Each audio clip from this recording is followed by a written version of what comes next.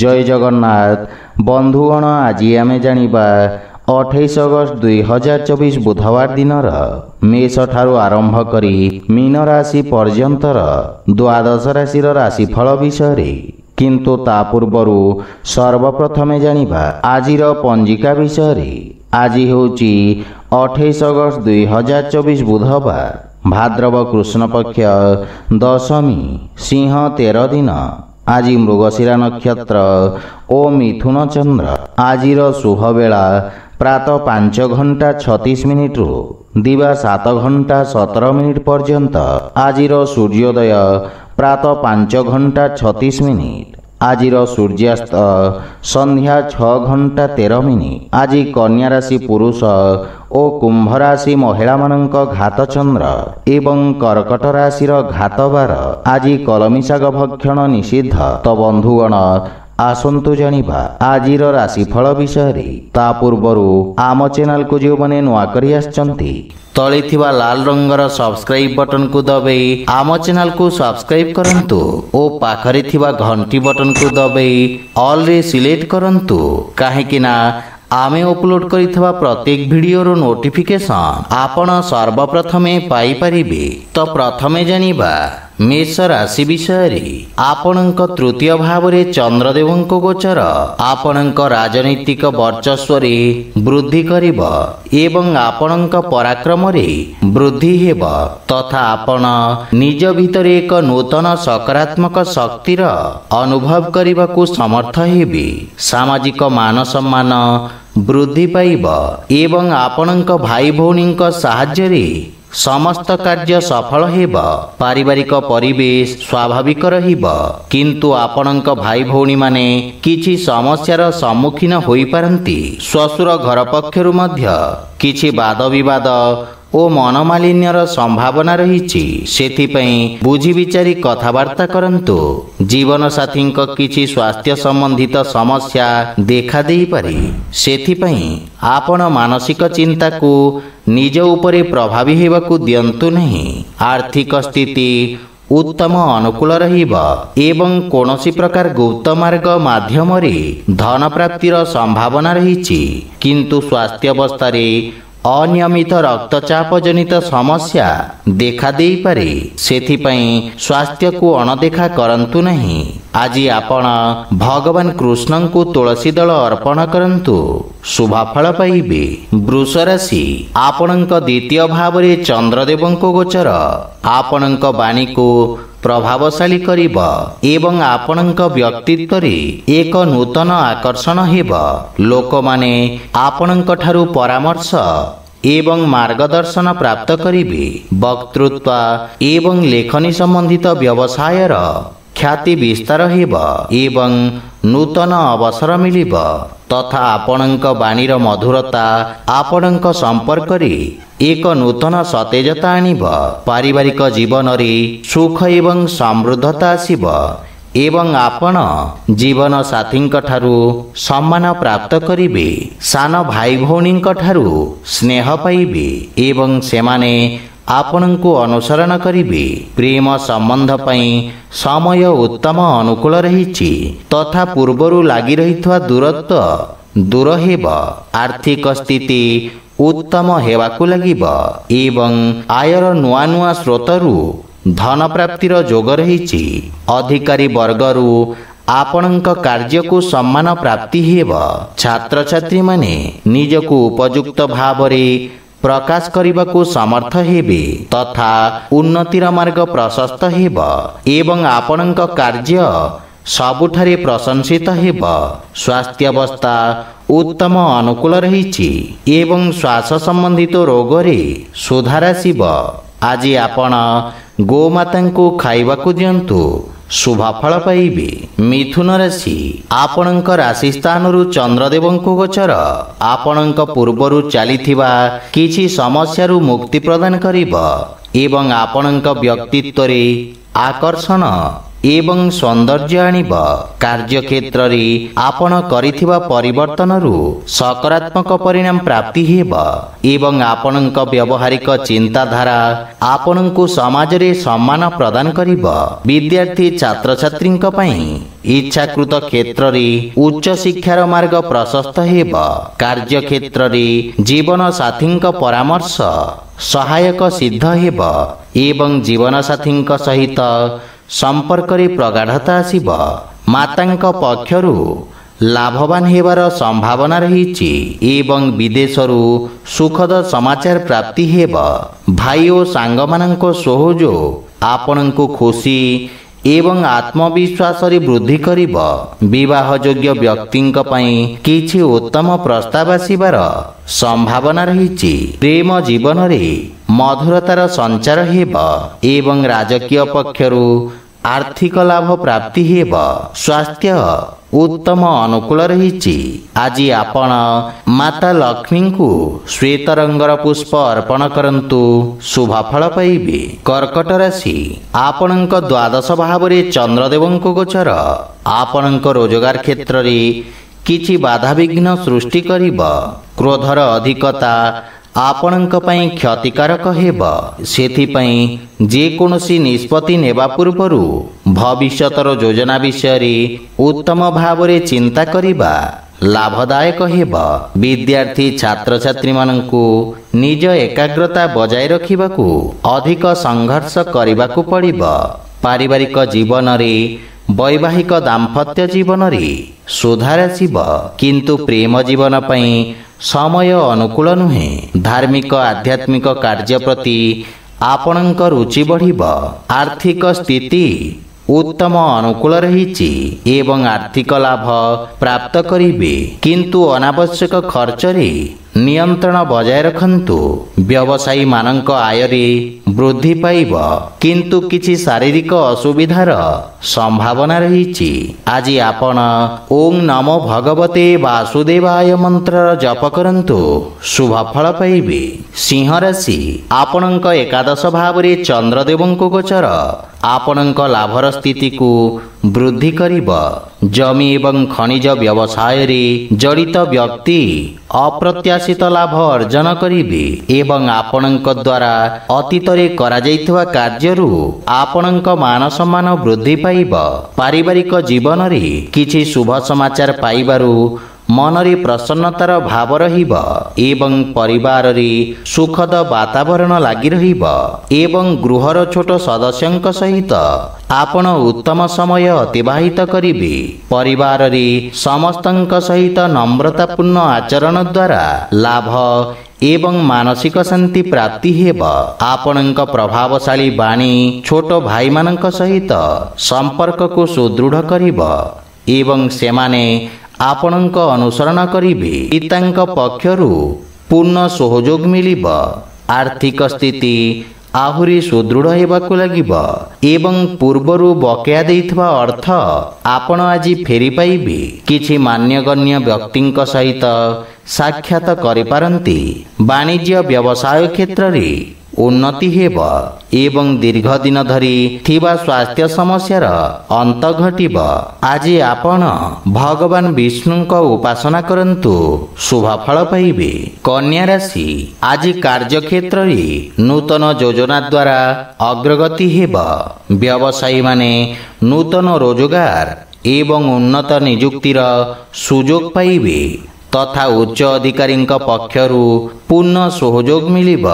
ରାଜକୀୟ ପକ୍ଷରେ ଜଡ଼ିତ ଲୋକମାନେ ଆର୍ଥିକ ଦୃଷ୍ଟିରୁ ଉପକୃତ ହେବେ। ନୂତନ ବ୍ୟବସାୟ ପ୍ରାରମ୍ଭ କରିବା ପାଇଁ ଦିନଟି ଉତ୍ତମ ଅନୁକୂଳ ରହିଛି ଏବଂ ଲାଭର ସ୍ଥିତି ଉତ୍ତମ ରହିବ।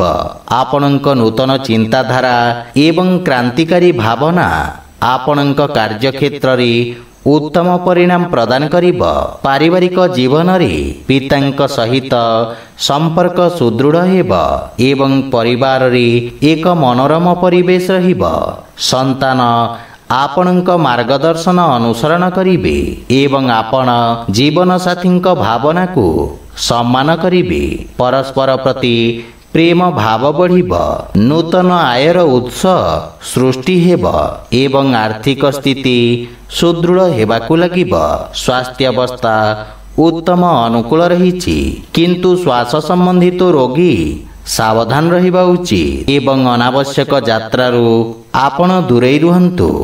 ଆଜି ଆପଣ ଗୋପାଳ ସହସ୍ରନାମର ପାଠ କରନ୍ତୁ, ଶୁଭଫଳ ପାଇବେ। ତୁଳା ରାଶି, ଚନ୍ଦ୍ରଦେବଙ୍କ ନବମ ଭାବରେ ଗୋଚର ଆପଣଙ୍କ ପାଇଁ ଭାଗ୍ୟବର୍ଦ୍ଧକ ରହିବ। ପୂର୍ବରୁ କରାଯାଇଥିବା ନିବେଶରୁ ଆପଣ ଲାଭବାନ ହେବେ ଏବଂ ବ୍ୟବସାୟରେ ସ୍ଥାୟିତ୍ୱ ଆସିବ। ରୋଜଗାର କ୍ଷେତ୍ରରେ ଆସୁଥିବା ସମସ୍ୟାର ସମାଧାନ ହେବ। ପାରିବାରିକ ଜୀବନରେ ପିତାଙ୍କ ସ୍ନେହ ଏବଂ ଆଶୀର୍ବାଦ ପ୍ରାପ୍ତ କରିବେ, କିନ୍ତୁ ଶ୍ୱଶୁର ଘର ପକ୍ଷରୁ ସମ୍ପର୍କରେ କିଛି ତିକ୍ତତାର ସମ୍ଭାବନା ରହିଛି। ଜୀବନସାଥୀଙ୍କ ସହଯୋଗ ଲାଗି ରହିବ, କିନ୍ତୁ ତାଙ୍କ ସ୍ୱାସ୍ଥ୍ୟାବସ୍ଥାର ବିଶେଷ ଧ୍ୟାନ ବଜାୟ ରଖନ୍ତୁ। ପରିବାରର ଛୋଟ ସଦସ୍ୟଙ୍କ ସହିତ ଆପଣ ଉତ୍ତମ ସମୟ ଅତିବାହିତ କରିବେ ଏବଂ ମାନସିକ ଶାନ୍ତି ପାଇବେ, କିନ୍ତୁ ପ୍ରେମ ସମ୍ପର୍କରେ ସାବଧାନ ରୁହନ୍ତୁ। ଆପଣଙ୍କ କ୍ରୋଧ ସମ୍ପର୍କକୁ ଖରାପ କରିପାରେ। ଆର୍ଥିକ ସ୍ଥିତି କ୍ଷେତ୍ରରେ ଆକସ୍ମିକ ଧନଲାଭର ଯୋଗ ରହିଛି ଏବଂ ନୂତନ ଆୟର ଉତ୍ସରୁ ଧନଲାଭର ସମ୍ଭାବନା ରହିଛି। ଆପଣ ଆଜି ଅଜଣା ବ୍ୟକ୍ତିଙ୍କ ଠାରୁ ସାହାଯ୍ୟ ପାଇପାରନ୍ତି। ଯେକୌଣସି କାର୍ଯ୍ୟରେ ଭାଗ୍ୟ ଆପଣଙ୍କୁ ସମର୍ଥନ କରିବ, କିନ୍ତୁ ପେଟ ସମ୍ବନ୍ଧିତ କୌଣସି ସମସ୍ୟା ଆପଣଙ୍କୁ ବ୍ୟଥିତ କରିପାରେ। ବିଶେଷ କରି ଜୀବାଣୁଜନିତ ରୋଗରୁ ସାବଧାନ ରୁହନ୍ତୁ। ଆଜି ଆପଣ ହନୁମାନ ଚାଳିଶାର ପାଠ କରନ୍ତୁ, ଶୁଭଫଳ ପାଇବେ।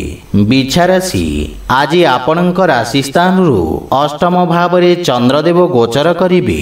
ସେଥିପାଇଁ ଆପଣଙ୍କୁ କିଛି ଆକସ୍ମିକ ସମସ୍ୟାର ସାମ୍ନା କରିବାକୁ ପଡ଼ିପାରେ। ଅନାବଶ୍ୟକ ଖର୍ଚ୍ଚ ଆପଣଙ୍କ ଆର୍ଥିକ ସନ୍ତୁଳନକୁ ଖରାପ କରିପାରେ। କାର୍ଯ୍ୟକ୍ଷେତ୍ରରେ ଅତ୍ୟଧିକ କାର୍ଯ୍ୟ ବା ଅସାମଞ୍ଜସ୍ୟ ସ୍ଥିତି ମାନସିକ ଚାପର କାରଣ ହେବ ଏବଂ ପରିବାର ସଦସ୍ୟଙ୍କ ସହିତ ଛୋଟିଆ କଥାକୁ ନେଇ ମତଭେଦ ଦେଖାଦେଇପାରେ। ଦୈନିକ କାର୍ଯ୍ୟରେ ମଧ୍ୟ ବ୍ୟବଧାନ ଉତ୍ପନ୍ନ ହେବ ଏବଂ ଭାଇ ଭଉଣୀଙ୍କ ସମ୍ପର୍କରେ ତିକ୍ତତା ଆସିବାର ସମ୍ଭାବନା ରହିଛି, କିନ୍ତୁ ମାତାଙ୍କ ସ୍ୱାସ୍ଥ୍ୟାବସ୍ଥାର ବିଶେଷ ଧ୍ୟାନ ରଖନ୍ତୁ। ପ୍ରେମ ଜୀବନରେ ପରସ୍ପରର ଭାବନାକୁ ସମ୍ମାନ ଦେଇ ସମ୍ପର୍କ ସୁଦୃଢ଼ ହେବ। ଆର୍ଥିକ ସ୍ଥିତି କ୍ଷେତ୍ରରେ ଅନାବଶ୍ୟକ ଆର୍ଥିକ ଦେବାନେବାରୁ ଆପଣ ଦୂରେଇ ରୁହନ୍ତୁ। କୌଣସି ପ୍ରକାରର ନିବେଶ କିମ୍ବା ଖର୍ଚ୍ଚ କରିବା ପୂର୍ବରୁ ସମସ୍ତ ଡକୁମେଣ୍ଟ ଗୁଡ଼ିକୁ ଭଲ ଭାବରେ ଯାଞ୍ଚ କରନ୍ତୁ। କୌଣସି ବିଶ୍ୱସ୍ତ ବ୍ୟକ୍ତିଙ୍କ ସମର୍ଥନ ଆପଣଙ୍କ ପାଇଁ ସହାୟକ ହେବ। ବିଦ୍ୟାର୍ଥୀମାନଙ୍କୁ ନିଜ ଲକ୍ଷ୍ୟ ହାସଲ କରିବାକୁ ଅଧିକ ସଂଘର୍ଷ କରିବାକୁ ପଡ଼ିବ। ରୋଗ, ବିଷ ଏବଂ ଶତ୍ରୁମାନଙ୍କ ଠାରୁ ସାବଧାନ ରୁହନ୍ତୁ ଏବଂ ସ୍ୱାସ୍ଥ୍ୟ ପ୍ରତି ବିଶେଷ ଧ୍ୟାନ ରଖନ୍ତୁ। ଆଜି ଆପଣ ମହାମୃତ୍ୟୁଞ୍ଜୟ ମନ୍ତ୍ର ପାଠ କରନ୍ତୁ, ଶୁଭଫଳ ପାଇବେ। ଧନୁରାଶି, ଆପଣଙ୍କ ସପ୍ତମ ଭାବରେ ଚନ୍ଦ୍ରଦେବଙ୍କ ଗୋଚର ଆପଣଙ୍କ ସହଯୋଗୀଙ୍କ ଦ୍ୱାରା ଲାଭ ପ୍ରଦାନ କରିବ। ବାଣିଜ୍ୟ ବ୍ୟବସାୟରେ ନୂତନ ସମ୍ପର୍କ ପ୍ରତିଷ୍ଠା ହେବ, ଯାହା ପାରସ୍ପରିକ ଲାଭଦାୟକ ସହଭାଗିତାରେ ପରିଣତ ହେବ। ଏହି ସମୟ ଆପଣଙ୍କ ପାଇଁ ଅତ୍ୟନ୍ତ ଶୁଭ ରହିଛି ତଥା ଭାଗ୍ୟ ଆପଣଙ୍କ ସପକ୍ଷରେ ରହିବ। ପାରିବାରିକ ଜୀବନରେ ଜୀବନସାଥୀଙ୍କ ପକ୍ଷରୁ ପୂର୍ଣ୍ଣ ସମର୍ଥନ ମିଳିବ ଏବଂ ସନ୍ତାନ ପକ୍ଷରୁ ସୁଖଦ ସମାଚାର ପ୍ରାପ୍ତି ହେବ। କର୍ମକ୍ଷେତ୍ରରେ ଜୀବନସାଥୀଙ୍କ ପରାମର୍ଶ ସହାୟକ ସିଦ୍ଧ ହେବ ଏବଂ ପତିପତ୍ନୀଙ୍କ ସମ୍ପର୍କରେ ପ୍ରଗାଢ଼ତା ଆସିବ। ଭାଇ ଓ ବନ୍ଧୁମାନଙ୍କର ସମଗ୍ର ସଂଗଠନ ଆପଣଙ୍କ ମନକୁ ଖୁସି ଏବଂ ଆତ୍ମବିଶ୍ୱାସରେ ପରିପୂର୍ଣ୍ଣ କରିବ। ବିବାହ ଯୋଗ୍ୟ ବ୍ୟକ୍ତିଙ୍କ ପାଇଁ କିଛି ଉତ୍ତମ ଖବର ପ୍ରାପ୍ତି ହୋଇପାରେ। ପ୍ରେମ ଜୀବନରେ ମଧ୍ୟ ମଧୁରତାର ସଞ୍ଚାର ହେବ। ଆର୍ଥିକ ସ୍ଥିତି କ୍ଷେତ୍ରରେ ଆର୍ଥିକ ଲାଭ ପ୍ରାପ୍ତି ହେବ ଏବଂ ଦୀର୍ଘକାଳୀନ ଯୋଜନାଗୁଡ଼ିକରୁ ଲାଭବାନ ହେବେ ତଥା ଯୋଜନାବଦ୍ଧ ଭାବରେ କରାଯାଇଥିବା ସମସ୍ତ କାର୍ଯ୍ୟ ସର୍ବୋତ୍ତମ ସଫଳତା ହାସଲ କରିବ ଏବଂ ଆପଣଙ୍କ ସାମାଜିକ କ୍ଷେତ୍ରର ବିକାଶ ହେବ। ନୂତନ କାର୍ଯ୍ୟର ରୂପରେଖା ପ୍ରସ୍ତୁତ କରିବେ ଏବଂ ସ୍ୱାସ୍ଥ୍ୟ ସମ୍ବନ୍ଧିତ ସମସ୍ୟାରୁ ମୁକ୍ତି ପାଇବେ। ଆଜି ଆପଣ ପକ୍ଷୀଙ୍କୁ ଦାନା ଖାଇବାକୁ ଦିଅନ୍ତୁ, ଶୁଭ ଫଳ ପାଇବେ। ମକର ରାଶି, ଆପଣଙ୍କ ରାଶି ସ୍ଥାନରୁ ଷଷ୍ଠ ଭାବରେ ଚନ୍ଦ୍ରଦେବଙ୍କୁ ଗୋଚର ଆପଣଙ୍କ ଖର୍ଚ୍ଚରେ ବୃଦ୍ଧି କରିବ। ଆପଣ ନିଜ ବୁଦ୍ଧି ଏବଂ କୌଶଳ ବଳରେ ନିଜ ସମସ୍ତ ଲକ୍ଷ୍ୟକୁ ହାସଲ କରିବାରେ ସକ୍ଷମ ହେବେ, କିନ୍ତୁ ଆପଣଙ୍କ କିଛି ଗୁପ୍ତ ଶତ୍ରୁ ଆପଣଙ୍କ ଭାବମୂର୍ତ୍ତିକୁ ନଷ୍ଟ କରିବାର ପ୍ରୟାସ କରିବେ। ଆପଣ ନୂତନ ଲୋକଙ୍କ ସହିତ ଦେଖା ସାକ୍ଷାତ କରିପାରନ୍ତି। କ୍ୟାରିୟରରେ ଉତ୍ତମ ଉନ୍ନତିର ଯୋଗ ରହିଛି ଏବଂ ଆପଣ ନୂତନ କାର୍ଯ୍ୟ କରିବାକୁ ପ୍ରୟାସ କରିବେ। କାର୍ଯ୍ୟକ୍ଷେତ୍ରରେ ସ୍ଥିତିରେ ସୁଧାର ଆସିବ ଏବଂ ସହକର୍ମୀଙ୍କ ପରାମର୍ଶରୁ ଆପଣ ଉପକୃତ ହେବେ। ମାତୃଳ ଘର ପକ୍ଷରୁ ପୂର୍ଣ୍ଣ ସହଯୋଗ ଓ ମାର୍ଗଦର୍ଶନ ପ୍ରାପ୍ତି ହେବ, କିନ୍ତୁ ପାରିବାରିକ କଳହରୁ ଆପଣ ଦୂରେଇ ରୁହନ୍ତୁ ତଥା ପରିବାର ସଦସ୍ୟଙ୍କ ସ୍ୱାସ୍ଥ୍ୟାବସ୍ଥାର ଯତ୍ନ ନିଅନ୍ତୁ। ପ୍ରେମ ଜୀବନରେ ବାଣୀର କଠୋରତା ହେତୁ ସମ୍ପର୍କରେ ଫାଟ ସୃଷ୍ଟି ହୋଇପାରେ, ସେଥିପାଇଁ ଅନାବଶ୍ୟକ ବାଦବିବାଦ ଓ ଯୁକ୍ତିତର୍କରୁ ଦୂରେଇ ରୁହନ୍ତୁ। ଯଦି ଆପଣ ବ୍ୟବସାୟିକ ଋଣ ପାଇଁ ପ୍ରୟାସ କରୁଛନ୍ତି, ତାହେଲେ କୌଣସି ପରିଚିତ ବ୍ୟକ୍ତିଙ୍କ ସାହାଯ୍ୟ ପାଇବାର ସମ୍ଭାବନା ରହିଛି। ଗଣ୍ଠିପୀଡ଼ା ଯନ୍ତ୍ରଣା ଭୋଗୁଥିବା ରୋଗୀମାନେ ଉପକୃତ ହେବେ। ଆଜି ଆପଣ ବୃଦ୍ଧ ଲୋକଙ୍କୁ ସାହାଯ୍ୟ କରନ୍ତୁ, ଶୁଭ ଫଳ ପାଇବେ। କୁମ୍ଭ ରାଶି, ଆଜି ଆପଣଙ୍କ ପଞ୍ଚମ ଭାବରେ ଚନ୍ଦ୍ରଦେବଙ୍କ ଗୋଚର ଆପଣଙ୍କ କାର୍ଯ୍ୟକ୍ଷେତ୍ରରେ କୌଣସି ପରିଚିତ ବ୍ୟକ୍ତିଙ୍କ ମାଧ୍ୟମରେ ଲାଭର ସ୍ଥିତି ପ୍ରଦାନ କରିବ। ବିଦ୍ୟାର୍ଥୀ ଛାତ୍ରଛାତ୍ରୀମାନେ ସେମାନଙ୍କର ସମୟର ସମ୍ପୂର୍ଣ୍ଣ ଉପଯୋଗ କରିବାରେ ସକ୍ଷମ ହେବେ ଏବଂ ଏହି ସମୟ ମଧ୍ୟରେ ନୂତନ ଜ୍ଞାନ ଏବଂ ଅଭିଜ୍ଞତା ହାସଲ କରିବେ। ପାରିବାରିକ ଜୀବନରେ ସନ୍ତାନଙ୍କ ଉନ୍ନତିରେ ଆପଣ ବିଶେଷ ଆନନ୍ଦ ପ୍ରାପ୍ତ କରିବେ ଏବଂ ସନ୍ତାନ ଆପଣଙ୍କ ଆଜ୍ଞାକାରୀ ହେବେ। ଭାଇ ଓ ଭଉଣୀମାନଙ୍କ ସହଯୋଗରେ ଆପଣଙ୍କର ସମସ୍ତ କାର୍ଯ୍ୟ ସଫଳତାର ସହିତ ସମ୍ପନ୍ନ ହେବ। ପରିବାରରେ ସୁଖ ସମୃଦ୍ଧି ଲାଗି ରହିବ ଏବଂ ଜୀବନସାଥୀଙ୍କ ପୂର୍ଣ୍ଣ ସମର୍ଥନ ପାଇବେ। ବିଦେଶରୁ କିଛି ଭଲ ଖବର ପାଇ ମନ ଖୁସି ହେବ ଏବଂ ବଡ଼ ଭାଇଙ୍କ ବିଶେଷ ସମର୍ଥନ ଆପଣଙ୍କ ଅଗ୍ରଗତିର କାରଣ ହେବ, କିନ୍ତୁ ପିତାଙ୍କ ସ୍ୱାସ୍ଥ୍ୟ ପ୍ରତି ବିଶେଷ ଯତ୍ନ ନେବା ଆବଶ୍ୟକ। ଆର୍ଥିକ ସ୍ଥିତି କ୍ଷେତ୍ରରେ ଆର୍ଥିକ ଅଭିବୃଦ୍ଧି ହେବ, କିନ୍ତୁ ପାରିବାରିକ ଖର୍ଚ୍ଚରେ ବୃଦ୍ଧି ମାନସିକ ଚାପ ଉତ୍ପନ୍ନ କରିପାରେ। ସ୍ୱାସ୍ଥ୍ୟରେ ଉନ୍ନତି ହେବ, କିନ୍ତୁ ସତର୍କତା ବଜାୟ ରଖନ୍ତୁ। ଆଜି ଆପଣ ଅସହାୟ ବ୍ୟକ୍ତିଙ୍କୁ ଭୋଜନ ଦାନ କରନ୍ତୁ, ଶୁଭ ଫଳ ପାଇବେ। ମୀନ ରାଶି, ଆପଣଙ୍କ ରାଶିରୁ ଚତୁର୍ଥ ଭାବରେ ଚନ୍ଦ୍ରଦେବଙ୍କ ଗୋଚର ଆପଣଙ୍କ ବ୍ୟବସାୟ କ୍ଷେତ୍ରର ବିସ୍ତାର ପାଇଁ ଯୋଜନା ଉପରେ କାର୍ଯ୍ୟ କରିବାର ଅବସର ପ୍ରଦାନ କରିବ। ଆପଣ ଭବିଷ୍ୟତ ଯୋଜନାଗୁଡ଼ିକ ବିଷୟରେ ବିଚାର ବିମର୍ଶ କରିବେ ଏବଂ କାର୍ଯ୍ୟଶୈଳୀର ସମୀକ୍ଷା କରିବେ, କିନ୍ତୁ ସହକର୍ମୀମାନଙ୍କ ସହିତ ଆପଣଙ୍କ ବ୍ୟବହାରର ବିଶେଷ ଧ୍ୟାନ ରଖନ୍ତୁ, ଅନ୍ୟଥା ଆପଣଙ୍କ ପ୍ରତିଛବି କ୍ଷତିଗ୍ରସ୍ତ ହୋଇପାରେ। ମାତାଙ୍କ ସହିତ କିଛି ବୈଚାରିକ ମତଭେଦ ଦେଖାଦେଇପାରେ, କିନ୍ତୁ ଆପଣ ନିଜ ବୁଦ୍ଧି ଏବଂ ଆତ୍ମବିଶ୍ୱାସ ସହିତ ପରିସ୍ଥିତିକୁ ନିୟନ୍ତ୍ରଣ କରିବାରେ ସକ୍ଷମ ହେବେ। ପାରିବାରିକ ସୁଖରେ କିଛି ଅଭାବ ଦେଖାଦେବ ଏବଂ ଘରର ରକ୍ଷଣାବେକ୍ଷଣ ପାଇଁ ଆପଣ ଖର୍ଚ୍ଚାନ୍ତ ହେବେ, କିନ୍ତୁ ପିତାଙ୍କ ମାର୍ଗଦର୍ଶନରୁ ଲାଭବାନ ହେବେ। ଶ୍ୱଶୁର ଘର ପକ୍ଷରୁ ସମ୍ପର୍କରେ ମଧୁରତା ଆସିବ, କିନ୍ତୁ ଗୃହର କୌଣସି ସଦସ୍ୟଙ୍କ ସ୍ୱାସ୍ଥ୍ୟାବସ୍ଥାକୁ ନେଇ ଆପଣ ଚିନ୍ତିତ ରହିବେ। ଆର୍ଥିକ ସ୍ଥିତି କିଛି ମାତ୍ରାରେ ଚାପଗ୍ରସ୍ତ ରହିପାରେ। ନଗଦ ଧନର ଅଭାବ କିଛି କାର୍ଯ୍ୟରେ ଅସ୍ଥାୟୀ ଅବରୋଧ ଉତ୍ପନ୍ନ କରିବ। ଏବଂ ମାନସିକ ଚାପ ଆପଣଙ୍କ ସ୍ୱାସ୍ଥ୍ୟାବସ୍ଥାକୁ ପ୍ରଭାବିତ କରିବ। ସେଥିପାଇଁ ମନକୁ ଏକାଗ୍ର ଏବଂ ଶାନ୍ତ ରଖିବାର ପ୍ରୟାସ କରନ୍ତୁ। ଆଜି ଆପଣ ମାତା ଲକ୍ଷ୍ମୀଙ୍କ ଉପାସନା କରନ୍ତୁ, ଶୁଭ ଫଳ ପାଇବେ। ତ ବନ୍ଧୁଗଣ, ଏହା ଥିଲା ଆଜିର ଦ୍ୱାଦଶ ରାଶିର ରାଶିଫଳ ବିଷୟରେ। ଯଦି ଭିଡ଼ିଓଟି ଆପଣମାନଙ୍କୁ ଭଲ ଲାଗିଥାଏ, ଲାଇକ୍, ସେୟାର ଓ କମେଣ୍ଟ କରି ଜଣାନ୍ତୁ। ଏବଂ ଏହିପରି ନିତିଦିନ ନିଜ ରାଶିଫଳ ବିଷୟରେ ଜାଣିବା ପାଇଁ ଆମ ଚ୍ୟାନେଲକୁ ସବସ୍କ୍ରାଇବ୍ କରନ୍ତୁ ଓ ପାଖରେ ଥିବା ଘଣ୍ଟି ବଟନକୁ ଦବାଇ ଅଲ୍ରେ ସିଲେକ୍ଟ କରନ୍ତୁ। ଜୟ ଜଗନ୍ନାଥ।